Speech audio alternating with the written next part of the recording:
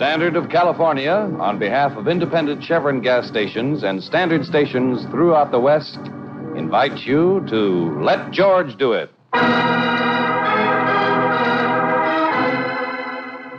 The Roundabout Murder, another adventure of George Valentine. Personal notice, changes my stock and trade.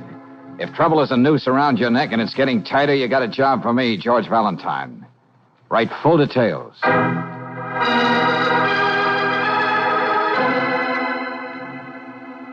Dear Mr. Valentine, they say I killed Cleo Dawson, and I did kill her. But I didn't murder her. There is a difference. My story may sound weak, even ridiculous, but it's true.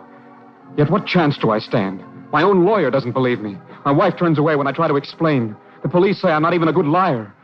I don't know why I should expect you not only to believe me, but help me do something about it.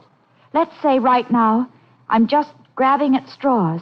It's signed Arnold Kyle. You don't have to look at me like that, Miss Brooks. I know all about that letter. I saw it before it was mailed. Oh. I don't get it, Lieutenant. This may put us on opposite sides of the fence. Since when does that bother you, Valentine? Anyway, just between you and me and that blindfolded lady called Justice, I want you to see what you can do for this guy. Well, I've never known you to undermine your own case, Lieutenant. Miss Brooks, you haven't met Arnold Kyle. He looks at you with those big, blue, innocent eyes, and he makes you feel all dirty all over for even questioning that simple-minded story of his. I tell you, I can't sleep. I wake up dreaming about his open-faced mug, and Okay, you sentimental Irishman. Pull up your suspenders and tell me what's making this such a hassle for you. The facts, you can't beat them, Valentine. Now get this picture and tell me what you do. Yeah? We're up in Cleo Dawson's cheap hotel room.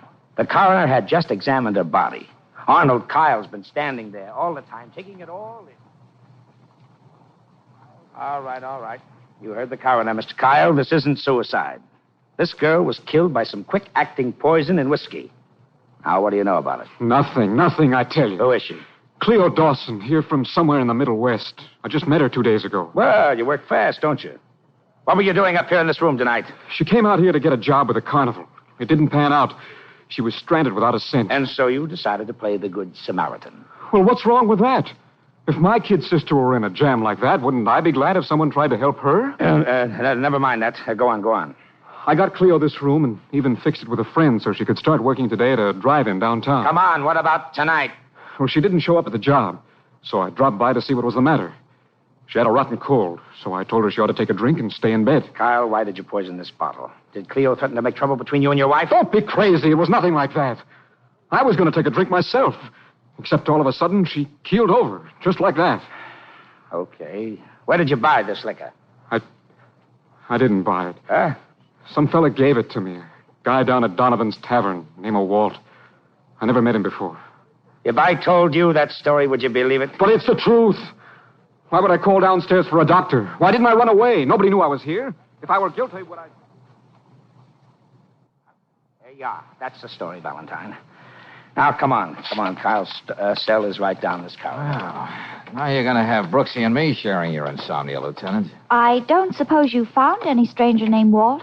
Don't think we haven't tried. Well, here we are. Okay. I think it'd be better if you waited for me downstairs, Angel, and we'll have dinner. I shouldn't be very long. Okay, George. Here's somebody to see you, Kyle. Oh, drop by and see me before you leave, Valentine. Sure. Yes? What do you want with me? My name's Valentine, George Valentine. Oh, then you don't think my story is crazy, do you? Or you wouldn't be here, would you? Now, calm down, will you? No, look at me. What makes me such a freak because I tried to help a poor girl who was down on her luck?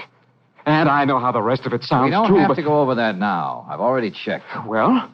How about this man in Donovan's Tavern who gave you the bottle of whiskey? Can you remember anything about him? I mean, something that might have slipped your mind when you were talking to the police? Well, that's the trouble. He looked like a dozen other people you might meet in a place like that. He wore a leather jacket and... Yes, sir? Sure, there is something. Something that made me notice him in the first place. He wore one of those wide, studded leather belts. The kind you see on guys when they're driving motorcycles. Huh? Well, what did this Walt say to you when he offered you the bottle? Now, I want his exact words. Well, let me see. He said, here, maybe you'd like to have this, mister. Morrison Club. The best. I don't want it because I got no use for the Joe who gave it to me. And you ended up at Cleo's with your present. Oh, what's the use? It's even beginning to sound cockeyed to me. Now, listen, Arnold, you stuck to your guns so far. This is no time to run out on yourself. I know. We're going to go over everything that happened that night till it comes out of your ears, and then some more. Now, shove over so I can sit down.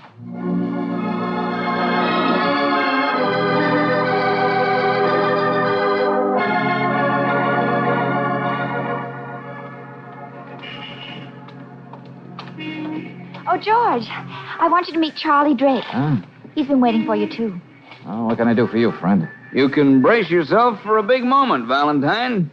I'm supposed to present you to that nationally known radio commentator and high caliph of corn, Wayne Medford. Hey, what is this? What's the gag? Well, you know his program, Big Dramas in Small I'm Lives. sorry, Brooksy. I'm strictly a Terry and the Pirates addict. I dig up the great one's material and write it for him so he can prove to the world that he can read. Uh-huh. He does have a honeysuckle baritone, though. Now, look, Drake, I'm in a hurry. Medford's interested in the Arnold Kyle case. He thinks he might make it a cause celeb. Big dramas and small lives. Nothing doing. I'm not supplying any grist for a corn mill. This isn't just another human interest story. Touchy. The truth is, he thinks he can help you. He's got something on his mind. Why don't you hear him out? Shall we go?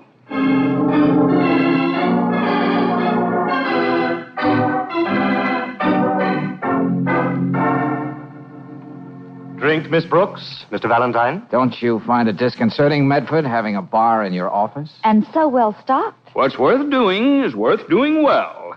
Wayne always says, don't you? We can do without your sarcasm, Charlie. Here, Valentine, take a look at this bottle. Morrison Club. But that's the same brand the man in the bar gave Arnold Kyle. Exactly. That's what first attracted me to this extraordinary case. This is the only kind of whiskey I drink. I always have a nightcap here at the office after I finish my next day's program. Yep.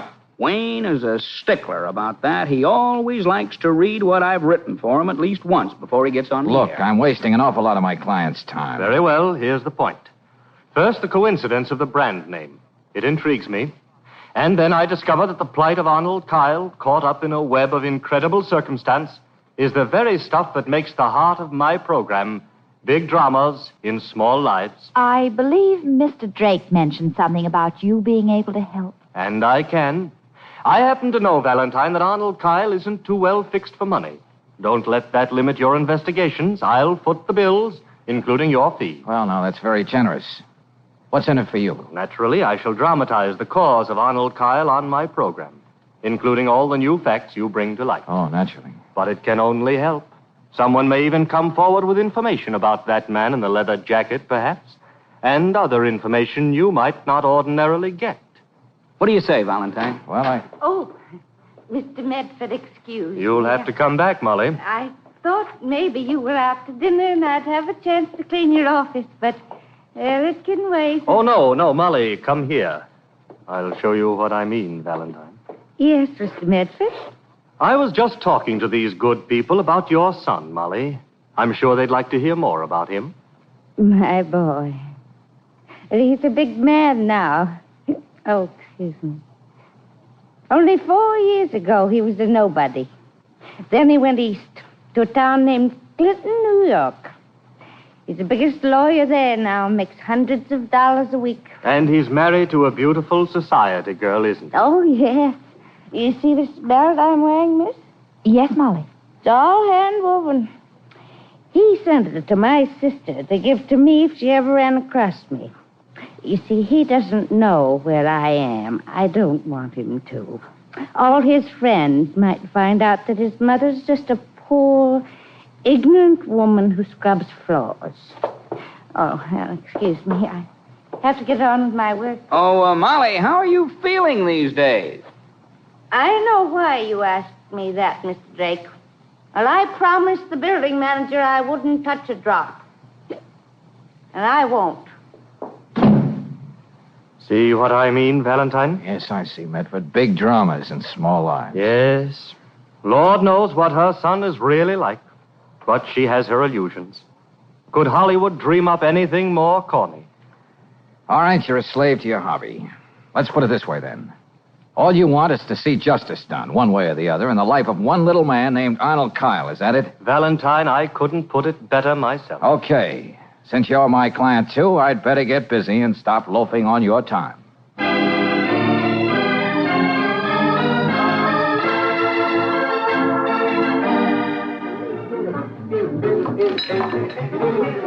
Nah, not at Donovan's. Our customers can't afford to drink Morrison's, let alone give it away. The man was wearing a leather jacket. Yeah, and one of those wide motorcycle belts. Nah. Look, this is my busy time. Can I get you something beside conversation? Nah, Buster. Let's get out of here, Brooks.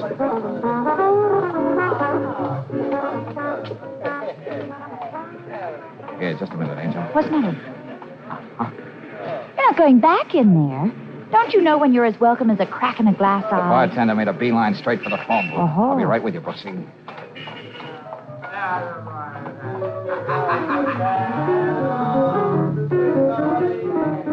It's about time you answered the phone, lady. Look, go up to Walt Nielsen's room and call him, will you? Tell him it's Chester over at Donovan's place. All right, then. Wake him up if he's sleeping. It's important. Thank you, Chester. I know it's kind of late to be phoning, Mr. Grant, but as president of the Daredevil Motorcycle Club, you shouldn't mind a little excitement. Pardon me? Well, I just have to get Walt Nielsen's address and telephone number so I can tell him I can't go riding with him tomorrow. Pardon me? Oh, don't be silly, Mr. Grant. I bet Walt has dozens of girlfriends. I'll wait. You were right, George. This Walt character is a man. Good. Oh, yes, Mr. Grant. Yeah, I'm putting it down. Rooming house at... Yeah. Oh, I don't know how to thank you. Pardon me? Oh, and happy motorcycling to you, too, Mr. Grant.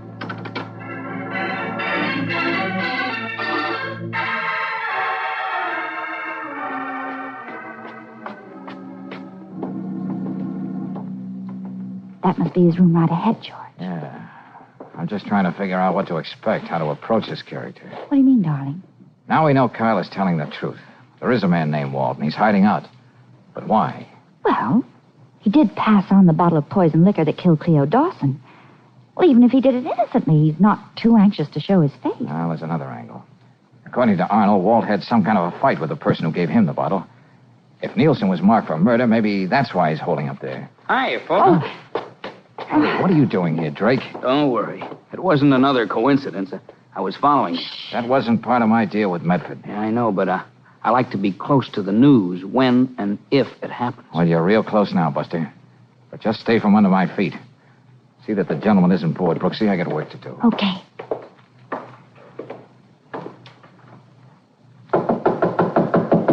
Yes, come in. All the way in, Bub, and stand over there. Okay, Walt. I never play AC-doocy with a .38. Huh. So you've been packing. Yeah, leaving town. All on account of that crazy bottle of liquor. I should have thrown it down the sewer, but no, I gotta go be nice to somebody. A guy I never even seen before. Who gave the bottle to you, Walt? And why? You're getting nothing out of me, copper. Nothing but this. Just to make sure I got enough time. Hey, you. Crazy bottle of liquor.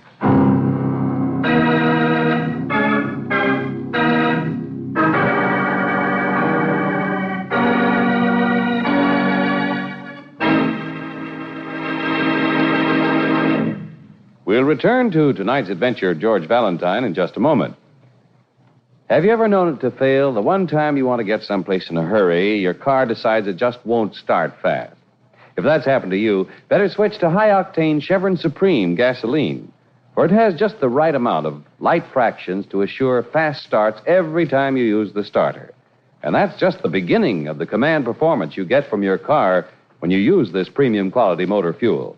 Its special blending agents command smooth, steady acceleration and all the extra power your car needs on rugged hills. And besides those advantages, it's climate-tailored to each different altitude and temperature zone in the West. No wonder folks everywhere say Chevron Supreme keeps my car going steady. Try Chevron Supreme tomorrow. Get it at independent Chevron gas stations and at standard stations where they say and mean, we take better care of your car.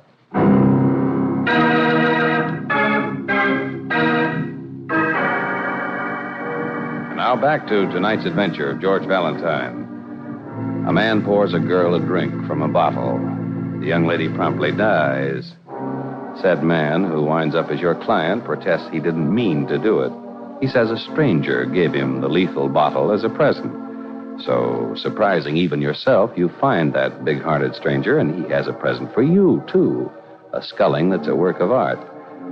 If you're like George Valentine, when you come to, the recently acquired lump doesn't keep you from asking... Oh, Brooksy. Why did Walt Nielsen jump me like that? What made him so desperate? Darling, please sit down. You don't know what corner you're in. You're woozy. Oh, never mind about me. I think better walking around in circles. Now, what was that you said about Charlie Drake? Oh, okay, maybe this time it'll sink in. When I saw a man come out of the house with a bag, Yeah. I thought it might be Walt. Yeah. So, when he hopped a cab, I told Charlie to follow him in his car. Then I found you sprawled out here on the floor. All right, okay. There's only one answer about Walt, Angel, and it's got to be that. Gotta be what, It George? says in all the textbooks they give rookie detectives, murder has to have a motive. Walt had nothing against Arnold. Kyle didn't even know him. Yeah, that's right. So Walt thought the liquor was okay.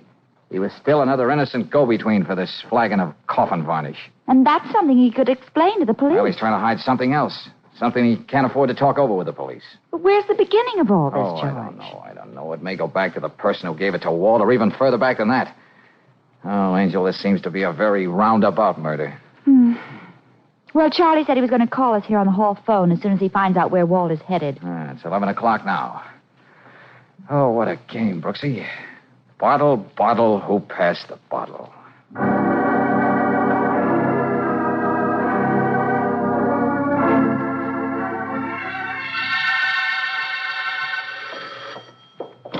Hello. Valentine? Yeah, Charlie, what'd you find? I followed your man. That was Nielsen, all right. He stopped off at a flea bag called the Palace Hotel down on Ritter Street. Huh? I saw him take the self-service elevator, and then I slipped the desk clerk a fin, and she told me that our friend always visits somebody called Tim Farrell in 4F. Well, is Nielsen there now? No, he only stayed a few minutes. I followed him to the Union Station, and I got fouled up with the traffic lights, and I lost him. I see. Well, that's about it, Valentine. Okay, thanks a lot, Charlie. Sorry to put you to the trouble, but I was, indisposed. See you in the morning.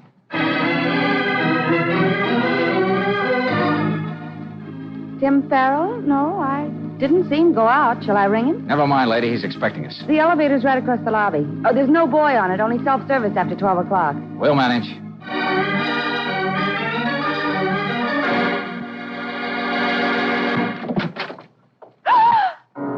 Easy, Brooksy. Oh! This lets Tim Farrell out as a source of information. Yeah. Walt didn't do a very neat job, but you can't say he wasn't thorough.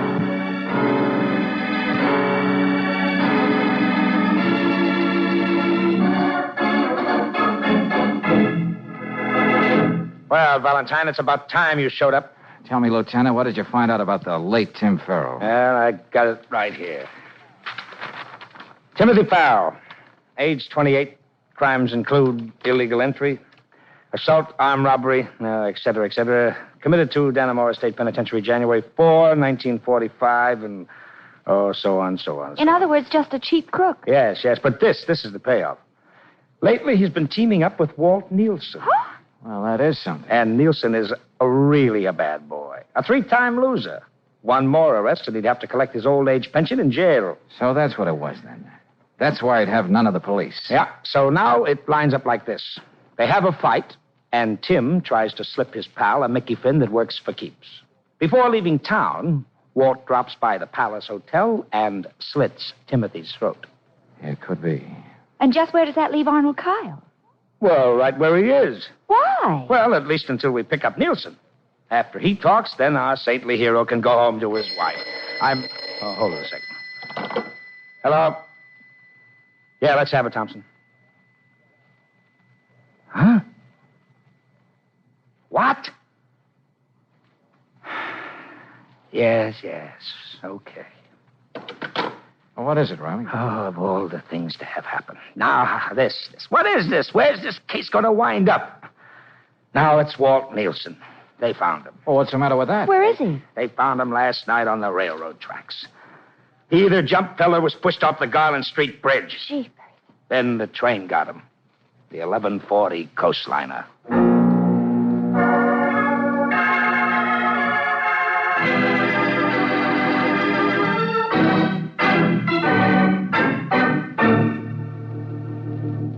Valentine, I want you to trace this thing back one more step. Don't you see? Someone who still has his heart set on murder is walking around loose. Yeah, I don't know that for a fact. Well, man, why do you stand here? Why...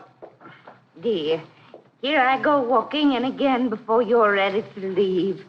Please excuse me, Mr. Medford. That's all right, Molly. Hey, Molly. Have you heard any more exciting news about your son? My son? What's the matter? Aren't you feeling well? I'm fine. I'll clean up when I come around later. I'm sorry, Mr. Medford.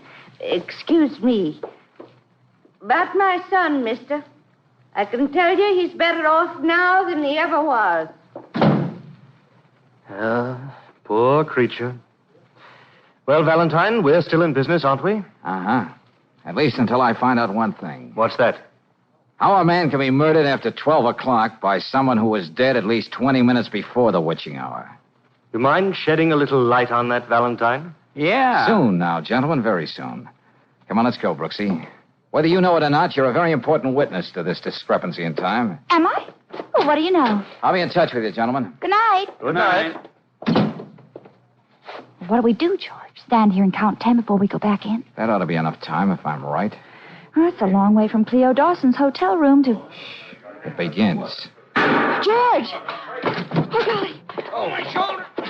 He shot me. I'll take that, Medford. Oh, but listen, Valentine. Don't you stand there. Give me a doctor. Brooksy, help me get Charlie on the Yeah, couch. George, yeah. Just as soon as you and Miss Brooks left, he came at me with a lot of wild talk. I just got the gun out of the desk drawer, but I didn't shoot him. What are you talking about? You'll see when they get the bullet out of him. The shot came through the French doors on the balcony. Where does that balcony lead? It goes right around the building. I just thought of something. Brooksy. Yeah. Call Lieutenant Riley and tell him what happened. Medford and I'll be right back. Okay.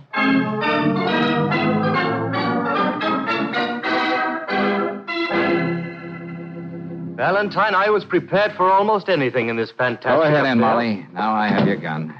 Please, Lieutenant Riley. I don't know the answers myself yet. Oh, all right. Goodbye. Well, friends, now the circle is neatly closed. I don't understand. That bottle of Morrison Club came from this office. I should have known that when Lieutenant Riley read the late Tim Farrell's police record. I'm sorry, Molly. Your son, wasn't he? Oh. You tried to build him into something decent in your mind. Big lawyer in Clinton, New York. That's where the Dannemora State Penitentiary is. Big success in 4 years. That was the length of Tim's term. He was committed in 45. Yeah, that's right. Now I remember. And this leather belt you're so proud of, Molly, this is what the prisoners make in the Dannemora workshops. Oh, all right. Now you know, mister.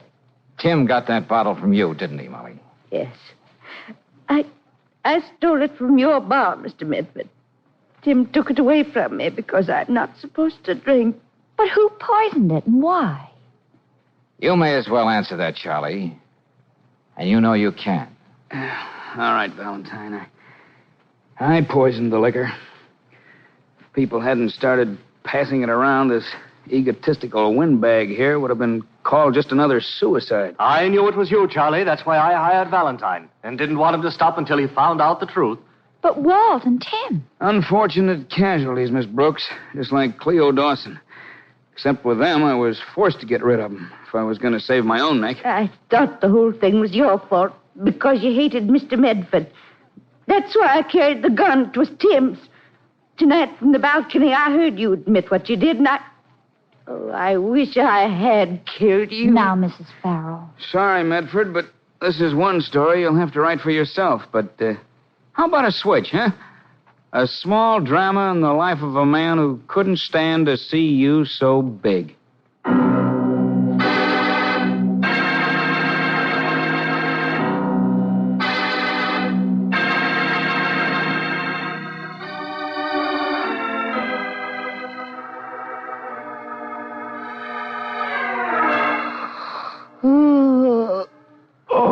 Oh, you don't know what a relief it was to send Arnold Kyle home to his ever-loving wife. Yeah, I can imagine, Lieutenant. You know, the public ought to know more about this sentimental streak in our police officers. Well, it's a fact. That guy was beginning to gnaw on my conscience. I couldn't sleep. I walked up and down all night, and Mrs. Riley thought I was going crazy. George, I'm still not quite sure about what you meant by discrepancy in time. Well, Charlie Drake understood. That's why he went after Medford the moment we left the room. If he was going to get caught, at least he was going to finish what he started. Well, I know Walt Nielsen was hit by the 1140 coastliner, but... But Charlie told me on the phone that he saw Walt use the self-service elevator at the Palace Hotel. And you'll remember the clerk said it became self-service only after midnight. Oh, yeah, that's right. Charlie Drake pushed Walt off the bridge, then came back and killed Tim Farrell. Because he had to use the self-service elevator, he took it for granted that's the way it worked all the time. Isn't George positively brilliant, Lieutenant? Oh, fine. Back to normal again. Now it's Mrs. Riley's turn to stay awake all night.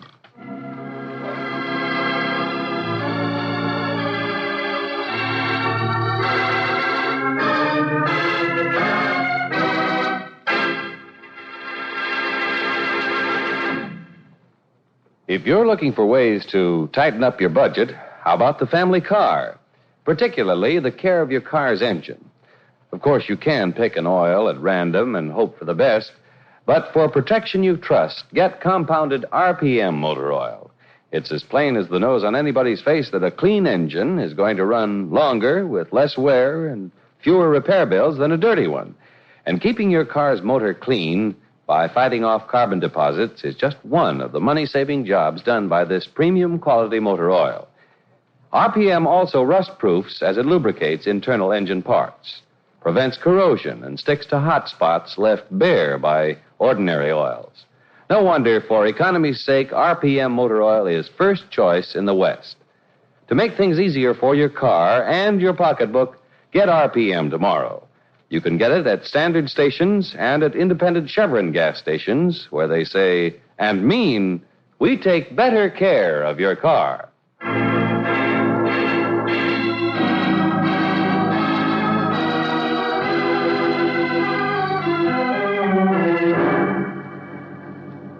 Next week, when we catch up with George Valentine in his office, there'll be a ring on the phone, and then... Hello? Hello, Valentine. Oh, yeah. Now listen, friend, what's this all about? You sound as though you know who this is. I should. You said you'd call at this hour. But assuming you did kill those 3 people... Tomorrow, I'm going to kill again. I'm even going to give you the name of the victim. George Valentine.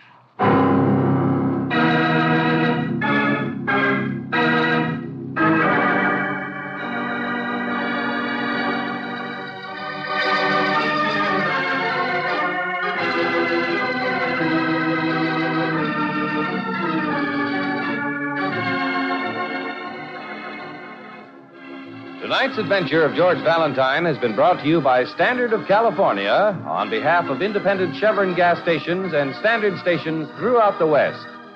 Let George Do It stars Robert Bailey as George with Francis Robinson as Brooksy. Wally Mayer appears as Lieutenant Riley.